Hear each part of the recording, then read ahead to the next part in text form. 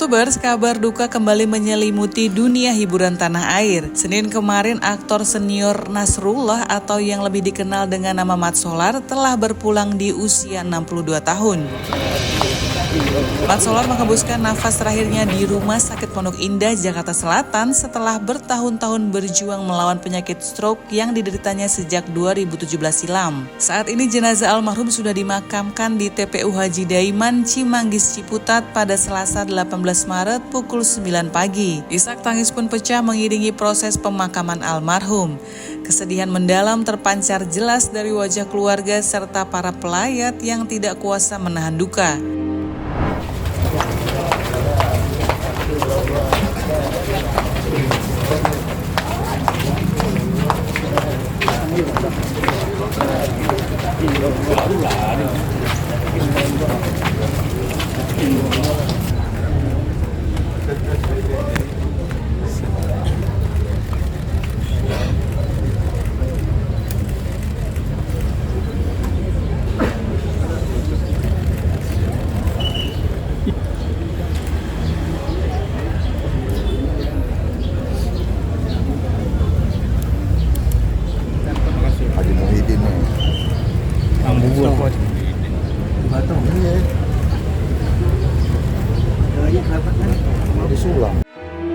Ya, kepergian Mat Solar untuk selama-lamanya meninggalkan duka mendalam bagi keluarga, terutama bagi sang putra Haidar Rasyad alias Popon. Rasa kehilangan begitu menyayat hatinya. Popon merasa ayahnya pergi di waktu yang tidak tepat saat dirinya berada di luar rumah. Kesempatan terakhir untuk berbicara dan mengucapkan salam perpisahan pun tidak sempat ia lakukan. Dalam unggahan penuh haru, Popon juga mengungkapkan penyesalannya yang belum sempat membahagiakan sang ayah. Kini Popon hanya bisa berdoa agar sang ayah tenang di sisinya tanpa perlu lagi merasakan sakit.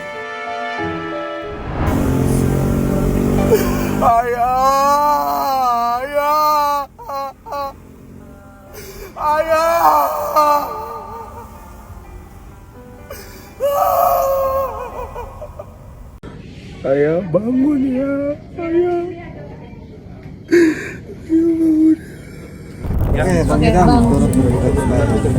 Terima kasih teman-teman media, terima kasih semuanya doanya, terima kasih sudah hadir, sudah meliput ayah dari awal sampai akhirnya diantarin ke tempat peristirahatan terakhir. Jadi saya juga terima kasih sama teman-teman media yang udah juga menyampaikan bela sungkawanya, menyampaikan berita ini ke semua penggemar ayah, ke semua orang-orang yang sayang sama ayah.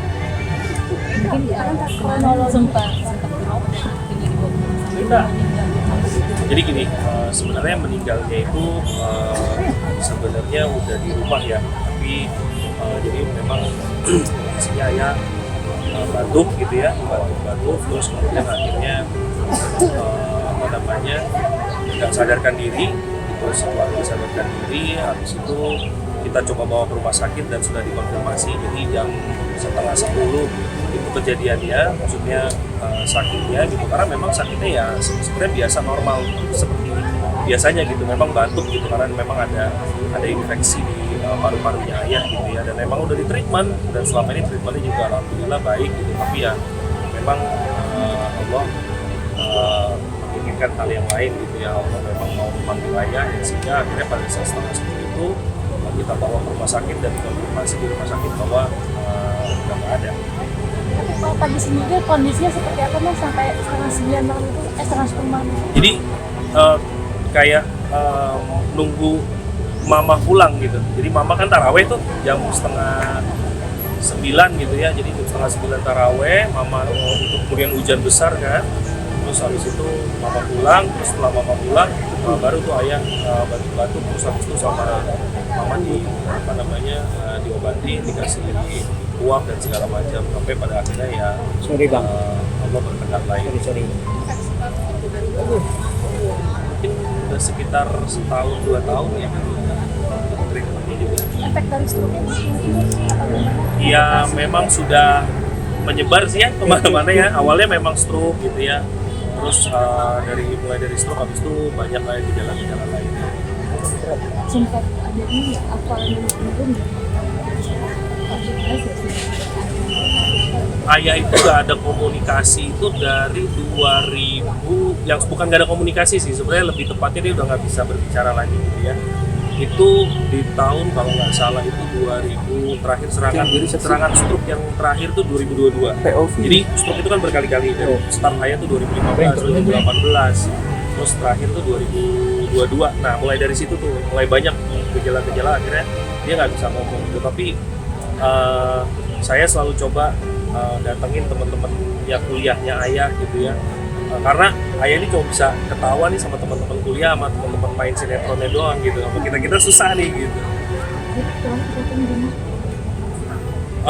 Terakhir kan ada Tante Oneng juga sempat jenguk juga ayah kan waktu itu. Terus juga ada teman-teman kuliahnya ayah juga di UI gitu. Bilang jenguk ayah juga gitu, teman SMA-nya gitu. Karena ya memang pada saat sakit itu tujuan saya adalah ya saya pengen ayah bisa ketemu sama semua teman-teman dia gitu. Dari teman SMP, SMA, teman kuliah, main sinetron gitu. Makanya beberapa kali kan mungkin teman-teman dia suka lihat gitu ya. Kalau sosok ayah di keluarga gimana? Wah, ayah itu apa ya?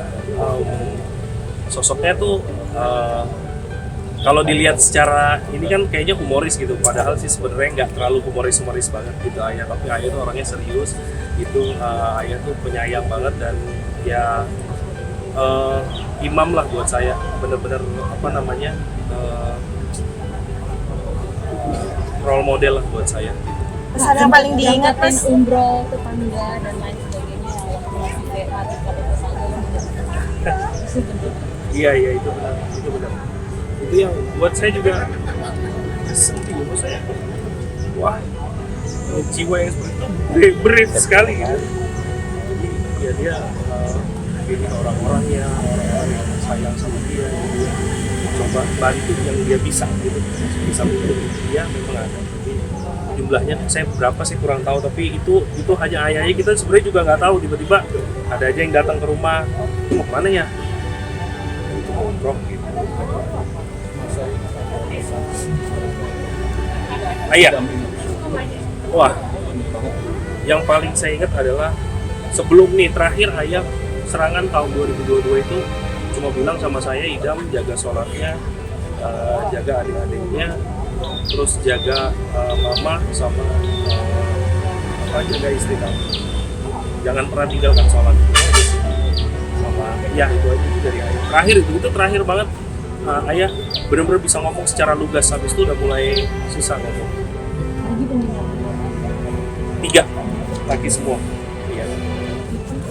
Cucunya ada 2. Iya. Cewek cowok. Anak saya semua. Ya. Ya. Iya, saya itu sih saya serahkan sama aparat penegak hukum ya. Maksud saya dari awal case ini baru pertama kali saya berbicara dengan dia terkait dengan masalah. Ayah cuma titip satu, ayah udah ikhlas dengan semua apapun yang terjadi, apapun hasilnya ayah ikhlas, apapun hasilnya ikhlas, tapi cuma dibilang perjuangkan udah itu aja. Tapi ikhlaskan semuanya, karena ilmu ikhlas itu yang ayah ajarin juga gitu sama saya. Jadi ikhlaskan, tapi tetap berjuang. Ujian waktu Enggak, kalau itu sih enggak, menurut saya enggak. Tapi ya kalau sebenarnya mungkin iya semasa dia masih ini ya, masih bisa berbicara gitu ya, ditanya ya wajar.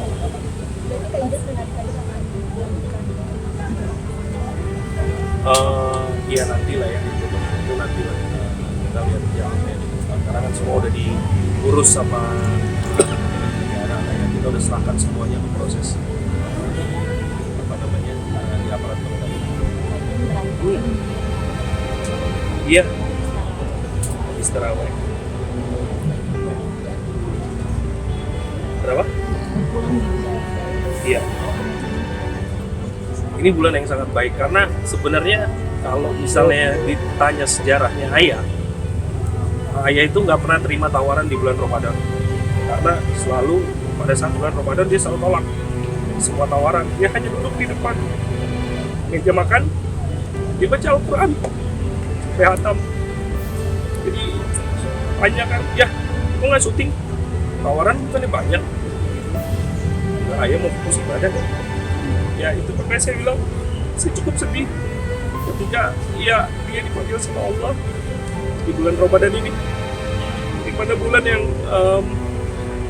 dia selalu benar-benar menspesialkan dirinya dia, bahkan sampai tidak mau menerima job gitu beberapa kali terakhir. Ya. Pas bersama musuh berat juga ya masih ada. Iya. Mungkin itu juga amalan yang Abang Masolar amalkan gitu. Aman ya? Sekarang wafat di bulan di penghujung Quran seperti itu, Mas.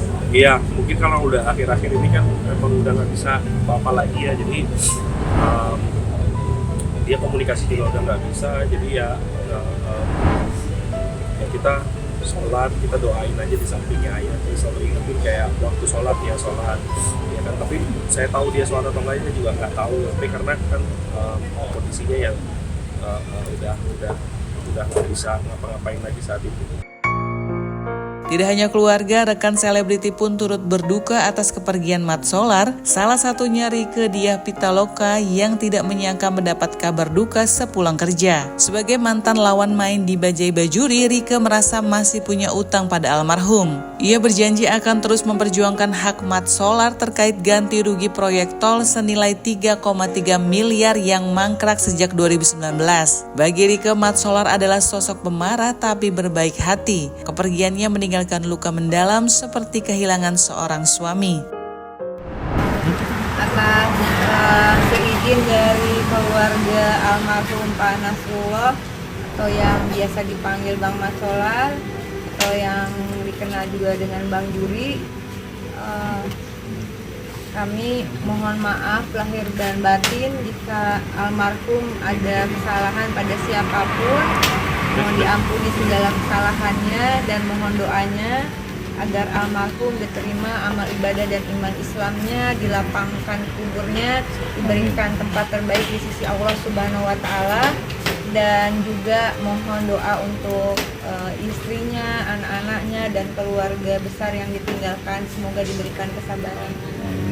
Jadi tadi meninggalnya adalah Senin 17 Maret 2025 pukul 22.30, pukul setengah 11 malam di Rumah Sakit Pondok Indah, dan insya Allah besok akan setelah dimandikan dan disolatkan di masjid apa? Masjid ini di seberang, dan akan dimakamkan di TPU Haji Daiman Cimanggis Ciputat. Pukul berapa? Berangkat sekitar pukul 9 ke masjid, terus kemudian disolatkan sekitar pukul 10. Dan mungkin kondisi terakhir Abang Masolar sendiri sempat menyampaikan apa yang Kondisinya ya sudah lama kondisinya, dia 2017 ya stroke lah kondisinya sudah seperti itu. Jadi kita harapkan ya tidak dipanggil Allah, tidak apa lagi. Ya seperti aja lah. Dirawatnya sekitar berapa lama kemarin Pak di rumah sakit? Enggak, Tadi lah. Dari pagi lah. Itu kondisinya udah drop atau seperti apa? Batuk ya. Ya. Itu aja. dari mata kemudian drop belum Iya. Kemarin juga batuk kayaknya gitu. Terakhir ketemu kapan tuh sama almarhum? Waktu itu sudah berapa bulan lalu, tapi itu kapan terakhir? Nggak sering ketemuan kan? Iya. Waktu kan kita janjian mau Tadi itu kan ada rapat di Komisi 6 terus dengan Dirut Jasa Marga. Sebenarnya agendanya itu mudik gitu. Terus semalam kemarin, berarti malam Senin itu saya nggak bisa tidur. Jam 3 baru tidur, terus kemudian sahur dan berangkat kerja tuh saya nggak nyiapin bahan apa-apa gitu. Terus pas mau duduk tiba-tiba kayak ngomongin tanahnya Bang Juri gitu. Jadi tadi saya sampaikan di komisi terkait pembayaran terhadap ini loh, tanahnya dipakai jalan tol ya, Insya Allah belum selesai dari 2019. Ya udah saya sampein dan alhamdulillah tadi dirutnya mengatakan akan diselesaikan semoga sebelum lebaran begitu. Terus tadi tiba-tiba saya sampai nulis surat gitu loh. Kayak rilis saya tuh bentuk surat buat Bang Juri gitu. Jadi kayak gimana ya? Kayak kaget banget. Soalnya aku tuh janji mau berjuangin haknya Bang Juri gitu. Itu kan tanah ini, semua ini hasil kerja kerasnya abang tuh, bantuin bangun masjid, bantuin ambulan ke kampung sini, orangnya juga baik dengan tetangga gitu. Tapi ini ada urusan yang nyangkut. Waktu terakhir ketemu terus kita komunikasi sama anaknya, dan tanggal 19 nanti tuh sidang pertama untuk akhirnya harus maju ke persidangan kami gitu. Jadi tadi disampaikan, terus pas pulang ke rumah dapat kabar kayak gitu, abang meninggal gitu. 17 Maret 2025 itu dapat kabar dari putranya Idam sedang di RSPI 2240, kasih kabar ke saya bahwa Bang Juri udah meninggal. Meninggalnya pukul 22.30 hari Senin 17 Maret 2025. Di rumah sakit ya? Di Rumah Sakit Pondok Indah. Ibu terakhir mungkin sakit yang dikonfirmasi.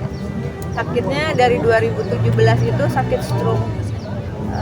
Terus nah kemarin kan saya pas siang Senin 17 Maret itu saya kebetulan ada rapat sama Jasa Marga untuk membicarakan arus mudik. Tapi waktu saya masuk ke ruangan itu tiba-tiba kayak ada insight itu, tanyain tanahnya Bang Juri gitu. Jadi orang lain bicara, bertanya, berpendapat soal arus mudik. Saya bilang saya mohon maaf, soal arus mudik sudah dibahas teman-teman. Saya mohon diberikan kesempatan untuk bisa mempertanyakan kabar kasus tanahnya Bang Juri yang sejak tahun 2019 sekitar 1.300 meter persegi begitu dianggap ada di dalam sengketa.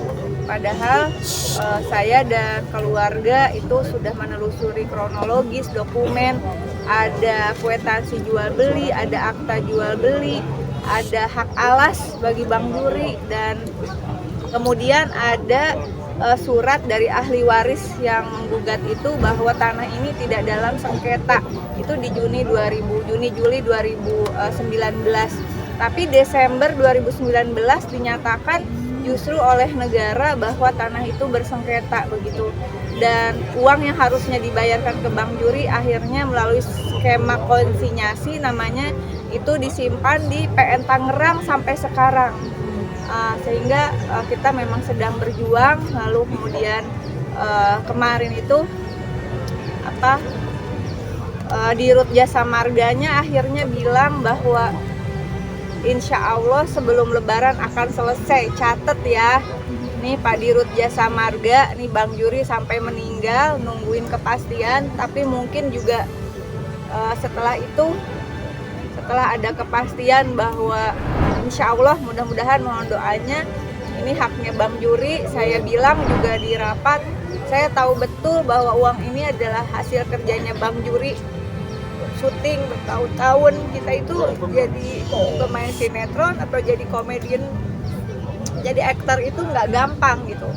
Dan saya tahu betul berjuangnya Bang Juri buat keluarga, untuk membantu sesama itu luar biasa. Jadi tanah yang sekarang ini menjadi sebagian menjadi tanahnya Bang Juri, sebagian adalah yang digunakan di Tol Serpong Cinere. Itu adalah tanah yang belum selesai urusannya oleh negara. Bayar. Ya, belum terbayar. Belum. Besok di tanggal 19 Maret ada sidang pertama di PN Tangerang. Mohon pengawalannya juga tidak berbelit-belit. Seandainya waktu itu tidak cepat-cepat konsinyasi, betul-betul disisir masalah tanah ini apa, tidak mungkin sahabat saya ini sampai akhir hayatnya memperjuangkan tanah yang memang hasil kerja keras. Emang Satu percuma apa, almarhum Teh? juga meninggal di bulan suci Ramadan. Ya alhamdulillah meninggal di puasa hari ke-17 di malam ke-18. Semua hari baik, semua hari baik. Tapi bagi saya tentu ini menyisakan suatu amanah. Saya tidak tahu apakah saya bisa memperjuangkannya atau tidak, tapi saya akan terus memperjuangkannya. Dan barangkali ini juga membuka mata kita semua bahwa pembangunan infrastruktur itu ternyata bukan hanya Bang Juri aja barangkali yang menjadi korbannya.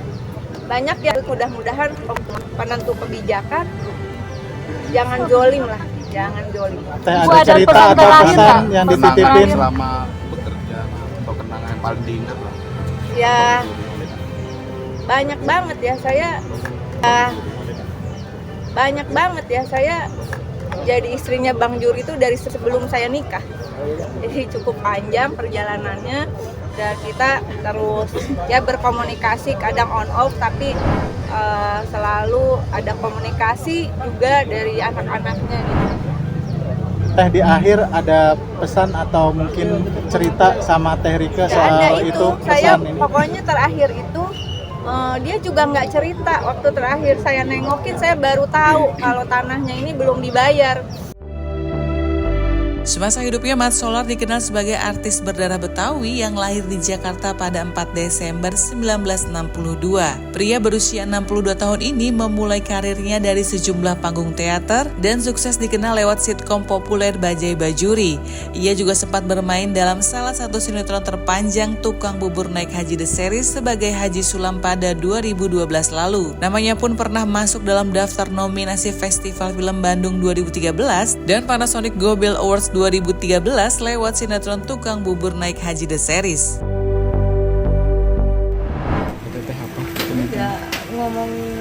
Udah nggak bisa ngomong kan ya gitu ya. Cuman masih respon gitu. Ya itu saya punya utang dan janji. Mohon doanya semoga para pemegang keputusan juga betul-betul ini diperjuangkan, kalau memang haknya ya tolong dibayarkan gitu. Teh artinya kan walaupun berapa akhirnya ada kabar gembira gitu kan, maksudnya setengah hati ada rasa lega nggak sih teh atau mau titik cerah seperti ini teh? Tadi aku bilang ke anaknya cepetan sampein ke bapak gitu. Tapi kayaknya belum sempet. Tapi kayaknya mungkin aku juga tiba-tiba ngomong gitu tuh kayak lu ngomong Neng gitu. Lu ngomong Neng. Jadi aku tuh kayak ngomong gitu aja, nggak menyiapin bahan sama sekali. Mengenal sosok Ya Bang Juri itu orangnya terkesan pemarah, tapi sebenarnya hatinya baik banget ya. Ait gimana?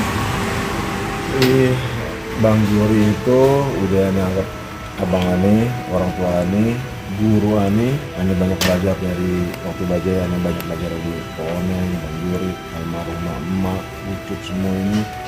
Itu yang dibilang tadi, tampang sangar, tapi sebenarnya hatinya baik.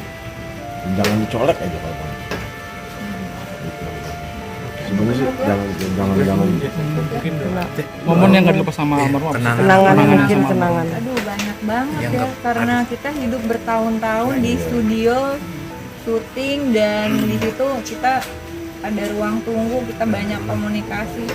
Mungkin 5 tahunan ya kita bareng gitu, Senin sampai hari Jumat itu ya udah. Saya jadi Oneng dan Bang Mat jadi suami saya gitu. Jadi ini kayak kehilangan suami. Aduh, masya Allah.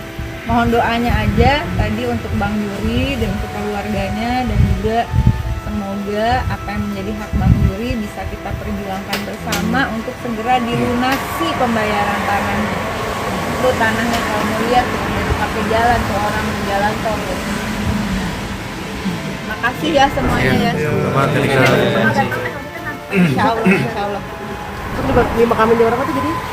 Jam 10-an lah berangkat dari Terus berduka ya Teh. Saya yang terima kasih ya, mohon doanya ya.